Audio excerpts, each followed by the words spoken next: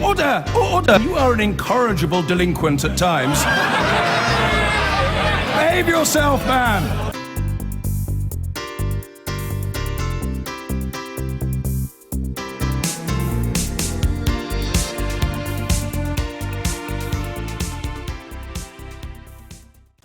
Now, a week today, America will be electing a new president after what most people agree has been the most unconventional and hostile of campaigns.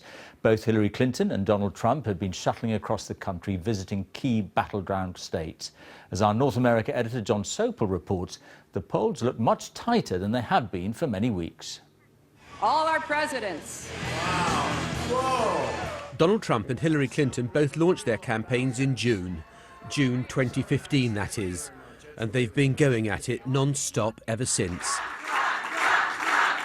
Today, Donald Trump was in Pennsylvania. Hillary Clinton is now on her way to Florida for a busy day's campaigning. And now there's just 1 week to go. This is where the marathon turns into a sprint as the candidates hurtle round the key swing states that will determine this election. So what are the key swing states? They are Florida and North Carolina in the south, and Ohio and Pennsylvania in the industrial north. For Donald Trump to have a path to victory, he needs to win all four. But successive polls suggest Hillary Clinton has comfortable leads in both North Carolina and Pennsylvania. And that is why in the battle to get the keys for this place, though the FBI intervention may have given Donald Trump momentum, it hasn't decisively shifted the race. Hillary Clinton is still winning where she needs to. I was calling to see if we still have your support for Hillary Clinton. But leaving polls to one side, you also need a ground game. And here too, in conventional terms, Hillary Clinton is better placed. This is her team working in another swing state, Nevada. She has far more staff, far more offices, even more money. But remember this, though Donald Trump may not have the infrastructure, that didn't seem to matter in the race to become the Republican nominee when he saw off all his opponents. It's worth underlining in many states that early voting has already started, either via postal ballots or polling stations opening early. It's estimated that around 24 million Americans have already voted. On a nationwide average, that's around 20% of the likely turnout in this election. But that number is obviously far higher in early voting states, many of them key battlegrounds. And the figures of registered Republicans and registered Democrats going to vote shows a slight edge for Hillary Clinton. In trying to explain this race, American political pundits have started using the phrase of a British Prime Minister from the 1960s, Harold Wilson's comment that a week is a long time in politics. In this helter-skelter, white-knuckle ride, indeed it is. And who knows what's going to happen next. John Sopel, BBC News, Washington. No one is making any predictions. A week from Election Day, the outcome is far too close to call. Some polls now are virtually tied. It is still not clear exactly how the FBI's email bombshell has affected Hillary Clinton's standing. But what is clear is that Donald Trump is gaining ground on her anyway, in a campaign still riddled with bitter divisions and attacks.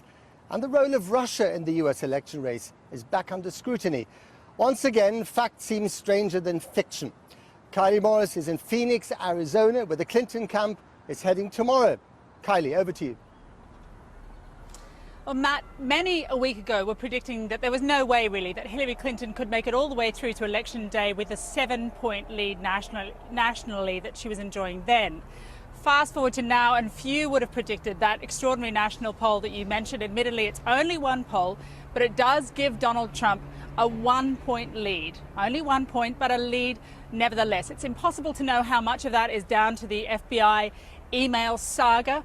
Donald Trump is under assault as well today, newly, over his links to Russia, over his advisors' alleged links to the Kremlin, over his own financial dealings there. But the problem is that these are kind of big investigative questions, and there's no chance that voters will have solid answers on them before the election day itself. So it's a kind of swirling cloud of unknowingness.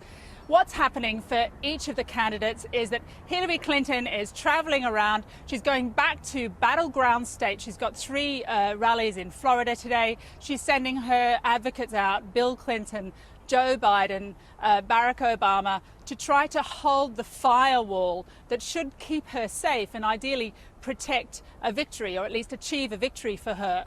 Donald Trump, meanwhile, has to flip a red state, flip a blue state, a Democratic state, a state that normally chooses the Democratic candidate, and turn it red, turn it into a Republican state. So he is pushing on that level, going to places that he hasn't visited before, for example, New Mexico.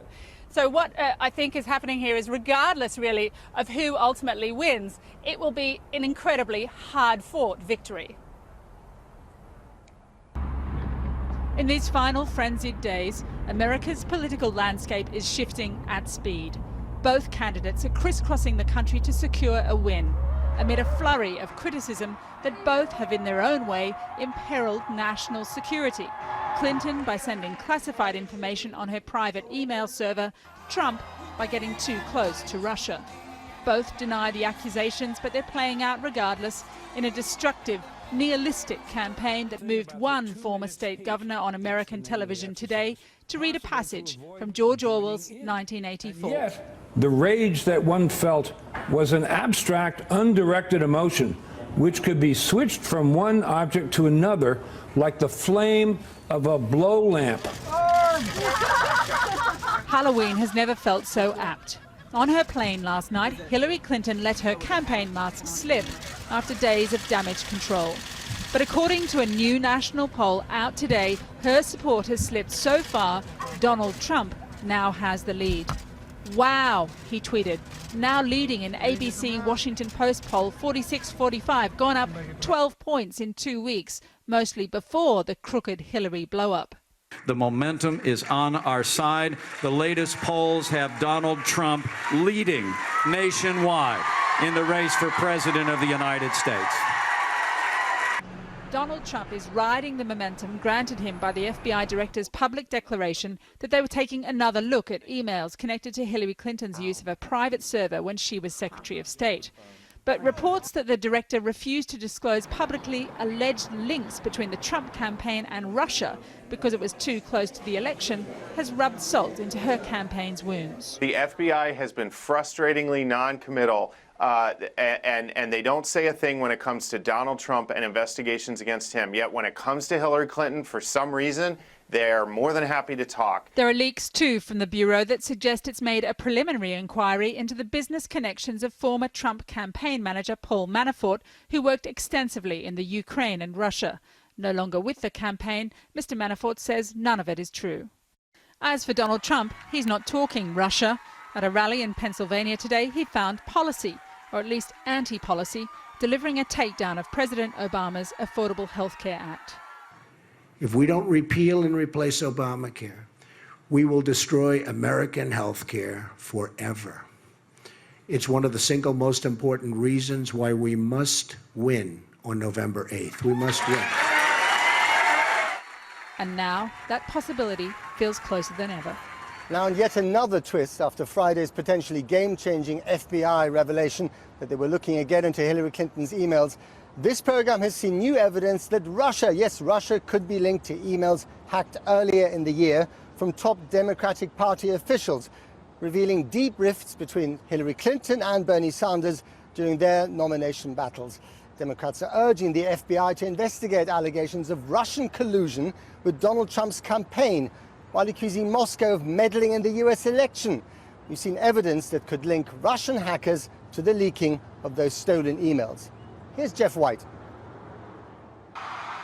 Hillary Clinton's presidential ambitions have an Achilles heel. Emails lost, found, hacked. Her use of a private email server threatens to derail her campaign. But it's her staff's messages that seem to be in the sights of Russian hackers.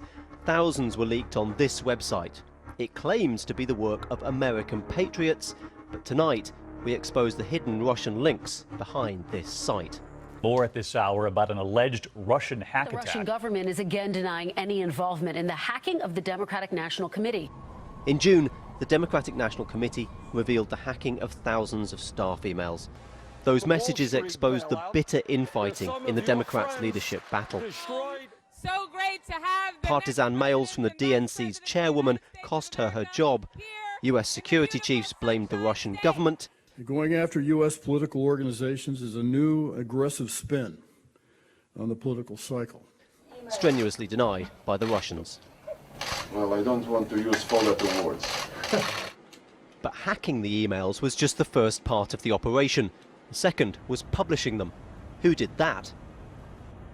Yes, they appeared on WikiLeaks, but it seems a little-known site called DC Leaks beat them to it. So who's behind DC Leaks? This site claims it was launched by American hacktivists who respect and appreciate freedom of speech. But evidence we've seen casts considerable doubt on those claims. In fact, this website has disturbing links to an online network used by Russian hackers. Experts believe it's nothing more than an outlet for their stolen data. The latest DNC hacks began in April. The DC Leaks site was registered on the 19th, almost certainly before anyone but the hackers knew what was going on. Then it lay dormant until June 8th, again several days before the hacking was publicly disclosed. Since then, it's been leaking the emails of key Clinton staffers and supporters, including the personal account of former Secretary of State Colin Powell. Experts say the website's timing is just too much of a coincidence. We have leaked content obtained through the same type of attack mechanisms we've seen Russian hackers use elsewhere. And then we have a pattern of registration in terms of the way that the website was set up and where it was registered and how it was registered that matches other patterns of Russian hacks. So what do we know about the site itself?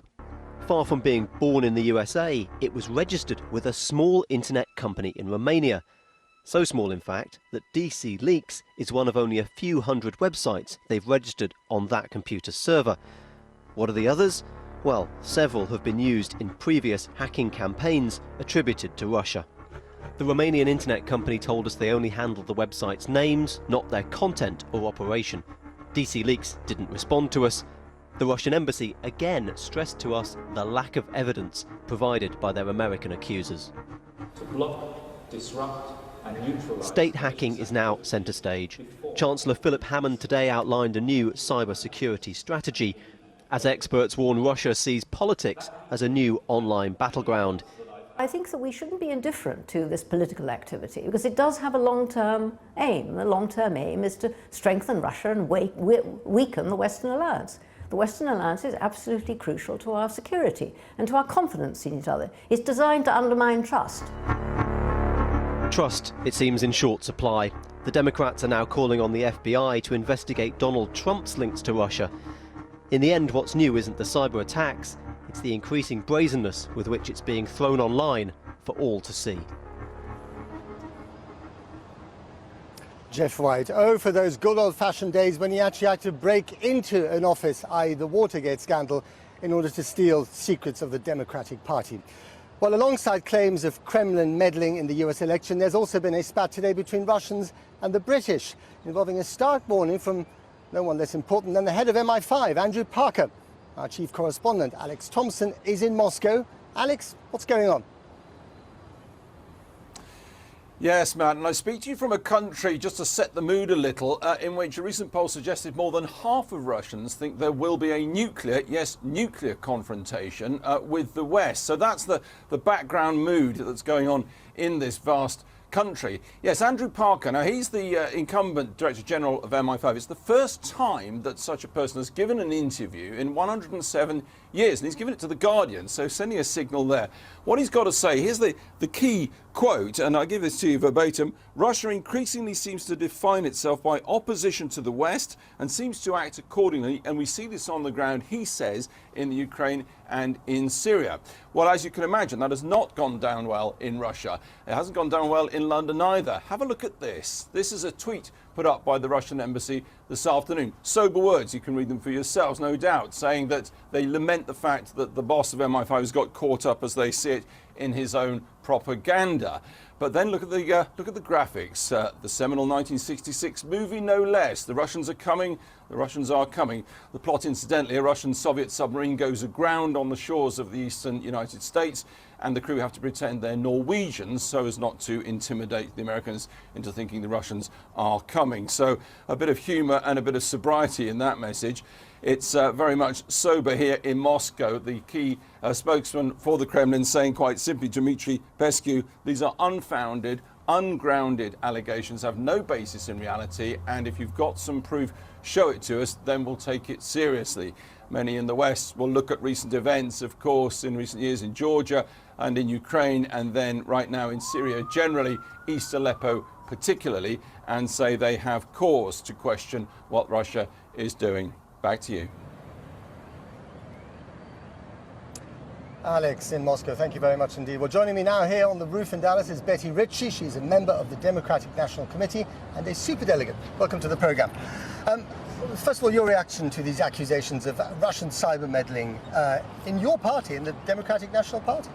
Well, first I want to thank you for having me on, and also welcome to Dallas.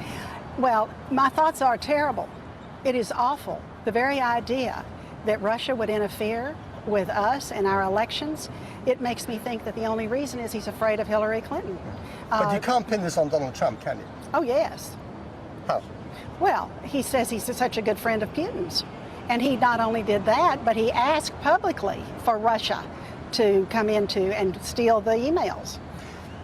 But at the same time, I know he says that he's a friend of Putin's, and sometimes he says he doesn't really know Putin. He is not responsible for these leaks. He's not responsible for the cyber hacking. No, it's the Russians. Okay. Totally. So, I mean, but no one is talking about the Russians in this country as much as they're talking about your candidate's emails. That's really hurt her, hasn't it? Well, I think that she's going to win. I think that people understand that this is much to do about nothing, truthfully, because these are not her emails. But if it was not much to do about nothing, why would the FBI director have even sent this letter? I mean, clearly there's something there that he's interested in. That's debatable. I think that a lot of pressure was put on him. Why, I don't know, but I find it very interesting that he is not investigating the Russians, but investigating someone who is close to Hillary. And he did not ever say that there was anything of any substance, and why he chose this time to do that is very interesting. Well, that's what the whole country's debating at the moment. But I mean, he was your hero just a few months ago when he acquitted, when he basically declared that Hillary Clinton is not criminally liable for her private email server. He was a hero in Democratic ranks, and now he's a villain. Well, you can't have it both ways. Well, of course, the Republicans are saying the same thing. It depends on which shoe is on. But I don't think we ever thought he was a hero. But Betty, isn't the big question this, that the American public understandably hates the prospect of a president of the United States, also called Clinton, under investigation while in the Oval Office? Well, I think that they have not looked at some of the facts, and I think that they should understand that she is the most qualified person that we have ever had run for president of the United States. But if you're qualified and you're under investigation and your staff is tied up in subpoenas, as happened under her husband, Bill Clinton, that is bad for government, it's bad for America. Well, I choose to differ. I think that these emails have not proved anything. In other words, the FBI even said there was nothing there. Okay. Betty Ritchie, thank you very much indeed.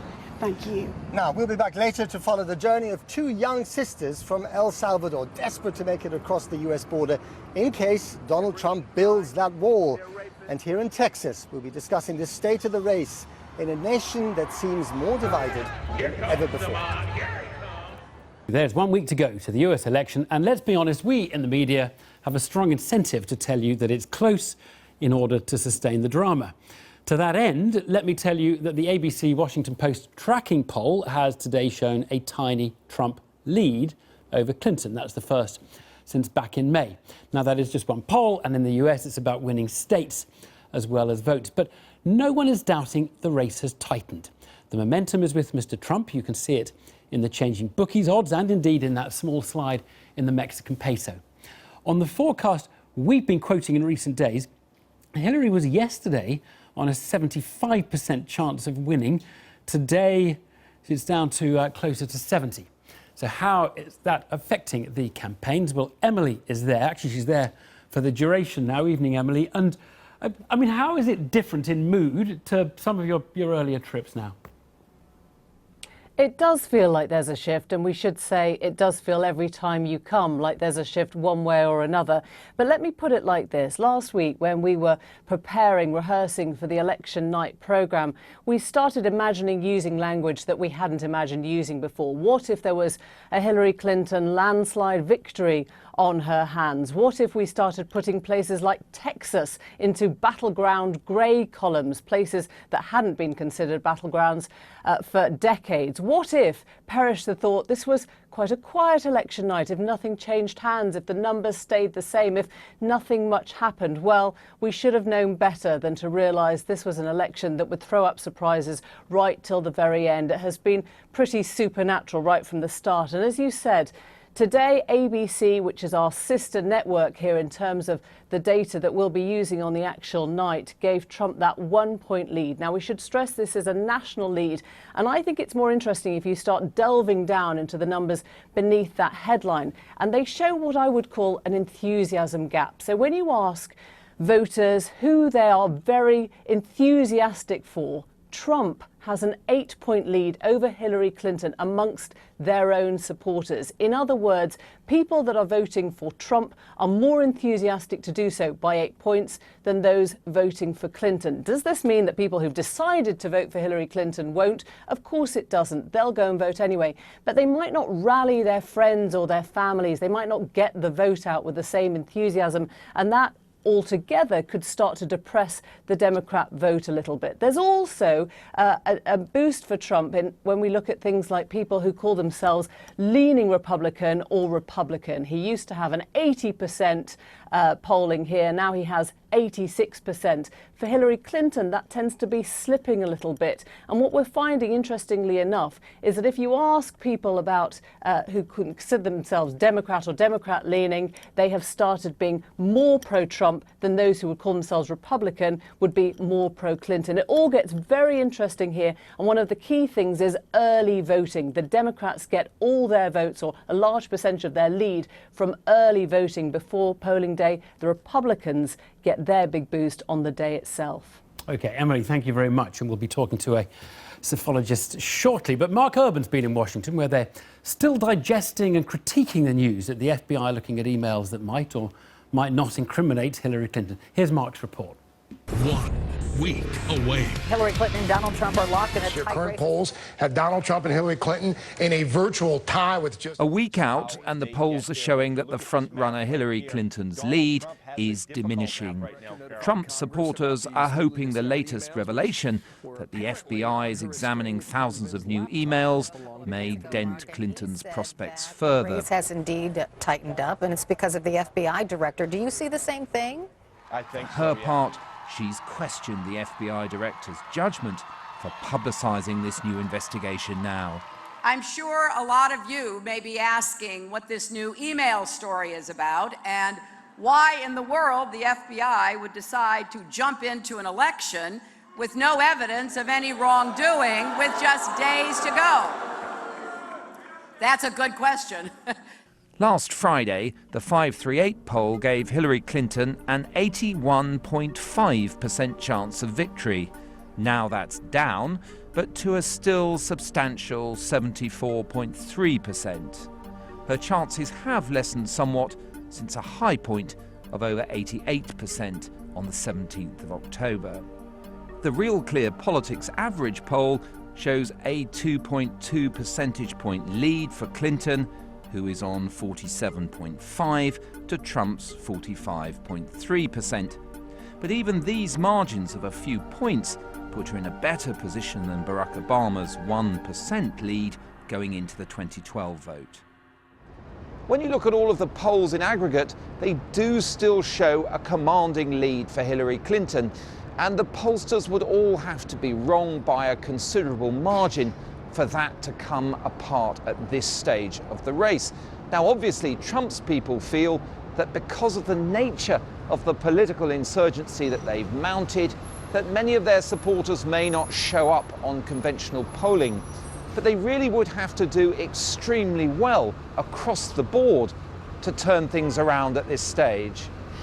So the Trump campaign and the Republican National Committee held a press call today and basically said there's 4 states that Trump needs to win to have a path to victory. First is North Carolina. Republicans won that in 2012. He's currently slightly behind in the polls by 1 or 2 points. So if he can flip that in his advantage and keep a hold of North Carolina, he has a path to victory. He needs to also flip Florida and Ohio, which both went Democrat in 2012. So if he can hold on to North Carolina and keep a lead in Florida and Ohio as well as Iowa, he does have a path to victory.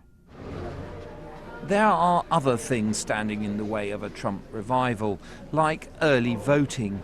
In several key states, a big part of this election has actually happened, with 23 million already having voted nationwide. So last-minute revelations are already too late for those people, and a big early vote favours the Democrats. Tonight, Hillary Clinton was addressing a series of rallies in Florida. It's one of those key battlegrounds that many pollsters say is too close to call. Her lead has ebbed, and while she's still out in front, she's leaving nothing to chance as she nears the finishing line. Mark Urban there. Well, I'm joined by Larry Sabato from the University of Virginia's Centre for Politics, who publishes the Crystal Ball polling tracker. Very good evening to you. And just very quickly, your chances at the moment on Hillary Clinton, you'd be putting it at 70% or thereabouts? Yes, we've had it at 75-25 for quite some time, and I think it's holding there. Now, what's interesting is the polls seem quite close. We've had this one today where Trump was slightly ahead. And yet, you guys who forecast the sort of percentage chances of one side winning or the other seem to have it firmly as Hillary's the favourite. Why is Hillary so comfortably the favourite when the polls do seem pretty close? Well, the polls are close, although 2 points is actually substantial. It would be about 2.5 million votes nationwide. And remember, President Obama, as your correspondent said, at this time in 2012 was ahead 0.8%. He won by 4 percentage points. That was 5 million votes. So the polling averages are simply a rough gauge of what's going on. You have to remember that Hillary Clinton's campaign has a much better on-the-ground operation than do the Trump people. And the early voting has actually gone very well for the Democrats. We're up to 26 million. That's double the number at this time in 2012. Right. Now, in terms of what they have to achieve, it's electoral college votes. We know that it's not just the popular vote. And everybody keeps saying North Carolina seems to be a state. If Trump can't win North Carolina, which is only 15 of the 270 or so you need, if Trump can't win North Carolina, then he's never going. There's no path that he can use to make it to the White House. Why is North Carolina so decisive? Well, actually, I don't agree with that. There are paths around North Carolina, and you are correct. It's only 15 electoral votes. The place he must win is Florida. 29 electoral votes. Trump cannot possibly win without Florida because he's blocked in so many of the other Democratic-leaning battleground states. And where do you have him on Florida at the moment? What's the likely outcome there? Florida is a complete toss-up, but Trump is a tiny bit ahead. However, that's a place where Democrats have a very good ground game. And again, a ground game can get you an extra point or two. What about Trump's ground game? He barely has one. He hasn't invested in that. He spent his money on rallies and TV ads. All right. Now, look, tell us about the Republicans. And you know, the Republican Party is a coalition. You've got some alt-right, you Trumpists. You've got some evangelical conservatives. I mean, Trump is not a natural evangelical Christian, is he? You've got the old establishment, the kind of people who would have voted for Eisenhower. Are they really all going to come out on the day and vote for Trump, who is a candidate who's defined himself against so much of what the old Republican Party might be said to have stood for? Many of them are quite cold on Trump, and I would say about 15% are strongly opposed. But here's what's interesting. As much as they don't like Trump, they despise Hillary Clinton. And what has hurt Clinton more than anything else was the decision by our Federal Bureau of Investigation Director, James Comey, to essentially reopen the investigation into Hillary Clinton's private email server while she was Secretary of State. It really has hurt her, and it has taken a lot of leaning Republicans who didn't want to vote for Trump, and it's put them in Trump's category. And I don't know whether Clinton can get them back. I doubt she can. Right. I mean, the other thing that can happen, if you've got people in a party who don't like their party's candidate, they vote for the third or fourth candidates, the independents, and they say, OK, I'm a Republican, but I'm not going to vote for Trump.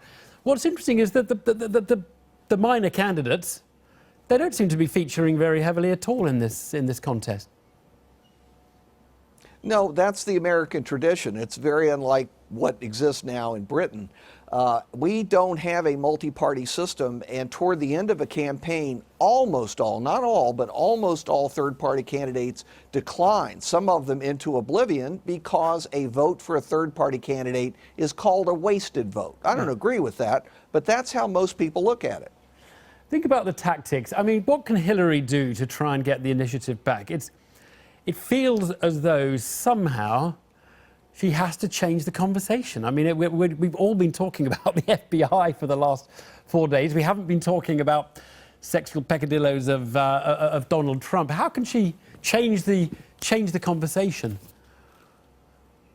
Well, she's trying. She was introduced today by the Miss Universe that Donald Trump attacked in a prior debate. She's trying, but you're absolutely correct. She needs to stop talking about the emails and develop a line of attack that will last until Tuesday. Here's what's fascinating, and this is not just an opinion, it's a good statistical study that we've done of what's happened in the campaign. Every time Donald Trump is in the headlines for more than a few days, he goes down in the polls. And every time Hillary Clinton is in the headlines for more than a few days, she goes down in the polls. We have two very unpopular candidates with the highest unfavorable ratings since polls have been taken in America. Larry Sabato, thanks. Nice talking to you. Thank you very much indeed.